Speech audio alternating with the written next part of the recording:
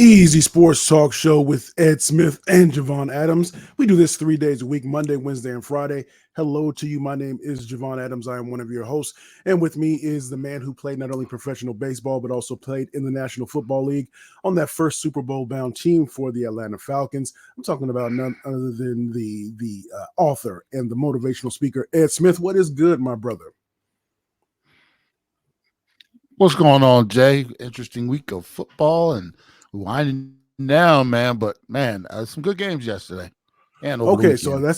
I definitely want to dive into that. So of course, but we not gonna bury the lead. We're gonna get right into it and recap the divisional round of the playoffs. And so on Friday we mentioned that this is one of those weeks that people often refer to as maybe one of the best weeks of football. I heard I was driving around early this morning, going and grabbing myself some green tea, and I heard a talking head say, "Nah, it wasn't really that this weekend." But I would beg to differ a bit. So I'm just curious, before we get into a couple of the games, before we get into all the games, what did you think of this weekend's football? I thought Sunday was better than Saturday, but I think 3 out of the 4 games were decent. What do you think? Yeah, Sunday was better than Saturday, and I think what we're seeing.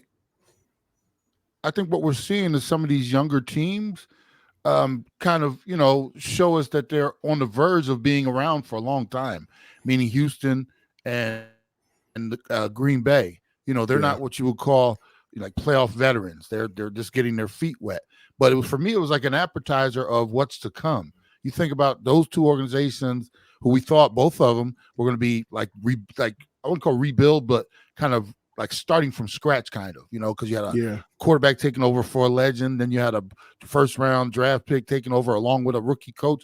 So for them to do what they did, it was like refreshing. It's not the same old faces, same old names. So to watch them and everybody's got to go through their first lumps. And Green yeah, Bay, they both represented well. And for C.J. Stroud, it was kind of one of those, we finally saw him not necessarily deer in the headlights, but was in the second half of that game. The Ravens got after him, and it was, that's what you expect to see from a rookie. But it was let's playoff matter of fact, let's football. dive into that. Let's dive into Yeah, that. So let's go with, I think it was the first game of the weekend. So that Baltimore Ravens, the Houston at Baltimore, the final score 34-10. And you mentioned that maybe this was one of those deer in the headlights a little bit for Stroud, but if nothing else, Lamar Jackson was trying to prove a point. I picked an upset. I'll be the first one to raise my hand. I picked an upset, and it looked that way. You sent me a text at halftime and said at the half. you might be on to something, Jay. But after that, nah, it was all Baltimore. What were your thoughts on that? Because it was Lamar Jackson proving a point. Well, you know what it was too, Jay. This was the first time C.J. Stroud got to see playoff football, meaning the speed. Remember, I always talk about the speed, how it picks up.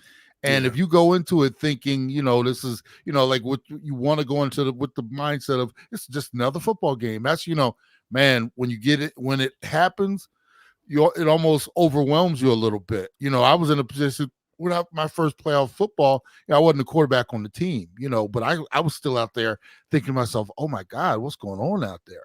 It really does, get faster. And everybody, like I said, because it's win or go home and it's desperation, so it just for some, and when you're experiencing it for the first time, he got to see it last week, but that was kind of laid down. That's not how playoff football happens. Dallas, they just, I'm not with Houston. I'm talking about it was Cleveland. For whatever Cleveland's defense didn't travel, it was lopsided from the beginning. And you know what happened? It's almost like, man, this is easy. Okay, let's do this. Then you get over there to Baltimore, and man, I'm telling you, the first half, it was, it looked a little bit like, wow, these dudes might actually hang in there. And they went in at halftime, and from Lamar said he went in there and pretty much just laced it out, expletives, blah, blah, blah. Yeah. And they came out, and you saw what a dominant team can do in the playoffs because, like I said, they didn't score another point after the first half, So that was just one of those things where, and the score doesn't necessarily dictate how close the game was at the half. Think about this too. Houston missed a field goal at going in, could have been 13-10. Maybe those booties are a little tighter. They come out, they score or something like that. And so we don't, you never know how it could have gone we know Hmm. how it did go. But Yeah, you yeah. know, Indeed, indeed. So he's Ed Smith. I'm Javon Adams. Let's get into the next game. So that the second game on Saturday, that was what? That was Detroit, if I'm not mistaken, right? That yeah. was No, Detroit San at Fran and Green no Bay. San Fran and Green Bay. Yeah, So the line on this one was 10, if I'm not mistaken. And no, I think it was 7. Matter of fact, I think it was 7. And and it's we closer thought to go nine. Yeah, was it closer to 9.5 or something like that. yeah, But yeah. we thought that this game could maybe get away from the Packers. I want to say, if I remember what you said, but Yeah. it ended up being closer. So I was really impressed with the way in which Green Bay kind of hung in there. Purdy, your man Purdy was he was a little he was a Shaky. little shaky, but Jordan Love had the opportunity at the end of the game to try to get that drive and made a poor decision throwing across his body that ended up becoming an interception. Of course, when we're looking at the game, because it could have gone, we had the Green Bay kicker missed a field goal, which could have which could have been a totally different way of which trying to approach that final drive to either maybe play for the win. Um, Hmm. or it's you get what I'm saying there. So we ended up San Francisco won 24-21, and it was a rainy game. It was wet, all that stuff. But what did you think about this particular game? I both of those teams. Debo Samuel, is he going to play this coming week? Because he left, but it was I thought it was a well played game on a lot of fronts. It was well played. This is a game at San Fran. They had to dig deep to get this one too. Mm-hmm. This was, Green Bay came to play, and that young team, they didn't know what they weren't supposed to know. Hmm. They just came out there.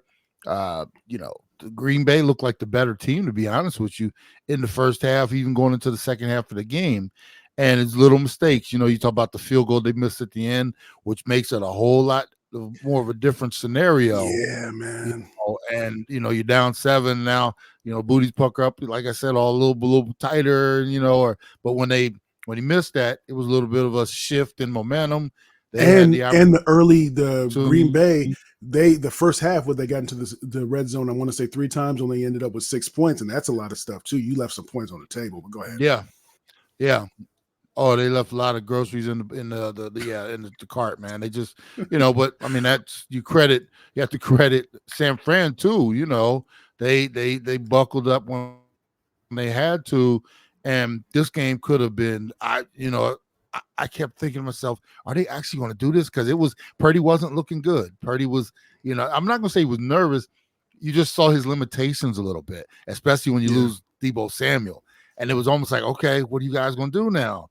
Debo's down, and once again, you gotta. This could have been one of those ones that they were lost. We'd have been talking so bad about them, but they pulled it together. The pass at the end with Love. I mean, I'm not gonna say it's a young mistake. A lot of quarterbacks make that mistake because you're in desperation mode. They had to get down, and I think it was a third down play. You think you could have found a better option or maybe run a little bit, whatever you had to do. But yeah, that was just a poor play. You hate to see their season come down to that the season, but like I said, San Fran out there, they made the play, and one of those things, man. I guarantee you, they were in the locker room. Whew, they were like, "Oh yeah, oh my god," because they expected to roll Green Bay themselves. I'm Yeah. telling you, man, it's a big exhale when you get that first one because you've been sitting around and everybody talks about the rust against the rest and all that kind of stuff. And I'm telling you, brother, to get that first one off your belt, that's just such a beautiful thing. speaking of rest and rust and just maybe the rust belt, I don't know, whatever the transition is. Let's get to Detroit Lions, the Tampa Bay at Detroit. Detroit was victorious 31-23, but to Detroit's credit, sometimes Detroit will let you hang in the game a little bit longer than you should and make it a little bit and get your heart pounding a little bit, but they were victorious.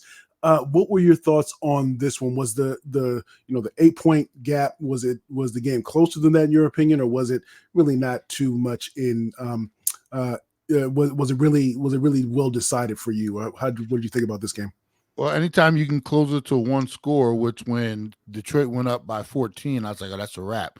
But then you get into that awful prevent defense. The only thing the prevent defense does is prevent you from stopping them from scoring a touchdown. Mm, And then, you had too much time left on the clock. Now, then Tampa went for the two to try to make it where if they got the ball back and they could score, then they would have won the game. And if they didn't get the 2-point conversion, you always have the other 2-point conversion to tie it. So, that's an interesting strategy that everybody's moving toward now. But Detroit actually made this a lot tougher on themselves than they had to. okay. And, it's just one less. I'm sure when they went up 14, like I was, that's a wrap. And you would have just imagined, a lot of people in the stadium, they already started celebrating and everything. And I can even see some of the players, lighting up and then all of a sudden Tampa Bay went right down and scored. It's like, wait a minute, we got to go out here and seal this, Right. and it's almost you got to readjust and get back out there. They did what they had to do though, and it's a lesson learned, obviously for future. It's always good to learn lessons after wins, Jay. True. You don't want to learn lessons after losses if you can help it. And this was one. Hey, until it's all zeros on the clock. And even with the coordinators and stuff like that, they next time around they might be like, "Look, we gotta, let's put some pressure on Baker. Don't let him just sit back there and pick us apart and go down the field quickly." So everybody, you get the dub. You got a lesson learned. Well played game though, and I'm happy for the people of Detroit. Just coincidentally, I was sitting around in my Detroit Lions sweatpants and my over big old sweatshirt too. We used to wear those when we were because we practiced in a bubble, but that bubble didn't have no heat or nothing, so we were always out there in our. I'm serious, bro. What's the point of having a bubble if you got the door open and it's still 15 degrees outside, right? So I still had those pair of sweats, and I had them on just coincidentally yesterday because yesterday was one of those back is really bothering me. I'm not going anywhere lounging days. Normally I get up and move around that thing, and I kind of made it a point early. I was like, nah, I can't do it today. So I got comfy and those sweats, and like I said, I sat there, and it's good to see the Detroit Lions. One of my old organizations actually pulled off. All right. So again, he's Ed Smith. I'm Javon Adams. This is the Easy Sports Talk Show with Ed Smith and Javon Adams Monday, Wednesday, and Friday in podcast form. So let's get to it. It was the last game of the weekend. Kansas City Chiefs at Buffalo Bills. The Kansas City Chiefs were victorious 27-24 going into it. We've talked about it. We're not the only ones. But the amount of pressure that was on Buffalo to come through with this game, they did not. They fell short again. I mean, there were opportunities. I want your breakdown on this because now that all of the talk with Josh Allen is going to it's a different. You talked about on our radio show on Saturday. You mentioned the Gwyneth Paltrow movie where if it goes sliding doors. If you go this way, or if you win the game, then everything is different. As opposed to if you lose the game, where this is that reality based upon you losing this game. What were your thoughts on this game? Because Kansas City could have easily just lost this game as well. Yeah, total disappointment, bro. I mean, this is once again when the season's over, it's over, and there's nothing you can do about it. And for me, we talked about it the other day. This is one of those Buffalo, if not now, when? Yeah. You got to remember, it seems like they're always looking up, chasing Kansas City. You got other things to worry about too. I mean, you got up and comings all around the league. Cincinnati had a down year because of Burrow and all his injuries. You never know when the Chargers might eventually get it right. There's other teams that are always constantly going to be on your way. You actually had a chance when Kansas City was down this year, and then they had to come to your place, put them to put the beast down, and then obviously you still had to go to Baltimore to finish this one off, but you didn't even get past the divisional round, and that is so disappointing. And for Josh Allen, I think you and I talked about it. It was one of those instances. It did look like he's had to do everything again, all by himself, and he had a little help with the running game. It seemed like, but still, when it comes down to it, there's too much on his shoulders. If you ask that man me. Is a beast, though. He is a beast. Josh Allen is a beast, though. But still, way too. You need to distribute that just a little bit more. If you were fighting, Jay, if you say you're fighting a gang, and you got two. To say you got two dudes with you, three dudes. So it's, four of you, right? Yeah. And one dude walks around the corner. It's like he gonna beat all of us, and and it's kind of that's what it's kind of like when you're playing the Buffalo Bills. It's like if we can figure out a way to either stop him, slow him down at least a little bit, or make him make some mistakes like he generally does because he's all on his shoulders, then we got a shot. And that's what it is. You got to get that man more help. You got to get him a running game. You got to get him somebody other than Stephon Diggs to throw the ball to. I don't know what it is. They're just missing an ingredient. Maybe it's the paprika. They don't have that rest. They don't have the paprika, and it just Smoked don't paprika. taste the smoked paprika, paprika, and it just don't quite taste right. And that's when you talk Buffalo, it just doesn't quite taste right. For us both to pick Kansas City because we were both like, I think they're gonna get him. Yeah. And I'm not, it just there's something going on when even in that scenario, this Buffalo coming off 6-7 wins in a row, it should have been one of those. We're not, it's just we still weren't sure about them, and I'm sure as far as the fans. You're talking about disappointment, bro. I mean, because again, you got to get all the way. I mention it all the time. Before you even have a successful season next season, you got to get back to that point that you were at on Sunday, but win, and then you can say, now we feel better. Everybody starts off 0-0 to start next season, and when you fight as hard as they did, because at one point they were 6-6, Jay. Yeah, there was possibility they wouldn't even make the playoffs. Then you rally and you get everybody together. You go down to Miami last week of the season, last game of the year, on the calendar, and you win that one, and you get the number 2 seed. And for going from not even possibly making the playoffs to the number 2 seed, where if something happens with the Ravens, you might even host the AFC Championship game, and you don't even get to the AFC Championship game. Man. And then, like I say, you got to get through the offseason, get to next year, all the questions, and then start all over again. The mountain, bro, it looks when you fail this like this, the mountain looks like it's double the size coming back. Yeah. It really does. I speak on that just from a running perspective because there's been a few running trails that have gotten the best of me and thinking, I got it before I even know that I've had a good run today. I mean, I could feel good. I got to get to that mile 4, mile 5, or whatever it is, because there's so much gain or so much descent. Just before I say, all right, now it begins. Yeah, it does get in your head too. It does. It can, and there are people who won't even run the race because of the failure of the last time. It's like, it's in your head. It's like, why even bother? I'm going to get there. And especially if you failed a couple times, by time 3 or 4, you're like, I'm just going to take a different route because I just can't get past that one. And you start taking shortcuts and stuff like that. And you can't take shortcuts if you're trying to, win that Lombardi trophy. But like I said, there are going to be guys that are like, why not put all of that work in on the offseason? Do this, do that, all the sacrifice for us to get there. And what happens, there are some guys who are like, man, I need to go somewhere else. Free agents who, I'm tired of this, man. If I got an opportunity, maybe I need to go to Kansas City or such and such, and those are the little things that happen that we don't like. It's like you don't even put that into the equation when those type of things happen. Guys will, this is true. Hey man, I'm tired of this. I'm gonna go find me a winner. And I'm not saying they're not winners. Exactly, but that's the thing, because people will, and because if everybody this season or from the time they were 6-6 began to give 100% effort as they went through, and they were trying to max out whatever their ceiling was. Next season, maybe you have a handful of guys that are giving 75, some that are giving a full 100%, some that are giving 85, because there's varying levels of belief as to whether or not we can not only get back to that point, but whether we can overcome that obstacle once we get there. Yeah. Yeah. So he's Ed Smith. I'm Javon Adams. We do this 3 times a week, Monday, Wednesday, and Friday. So make sure you tell a friend about what we have going on here. You can go to easysportstalk.com. That's easysportstalk.com.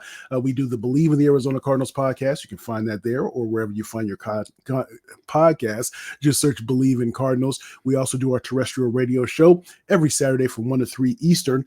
and that's on Sports Map Radio. So if you're not in one of the 98 markets that we're in, then you can go to sportsmapradio.com, click the little play icon in the upper right corner, and then or you can download the app in the your Android or mobile device. And so before we get out of here, and we'll go over this on Friday, but on Wednesday we'll have, of course, another great show.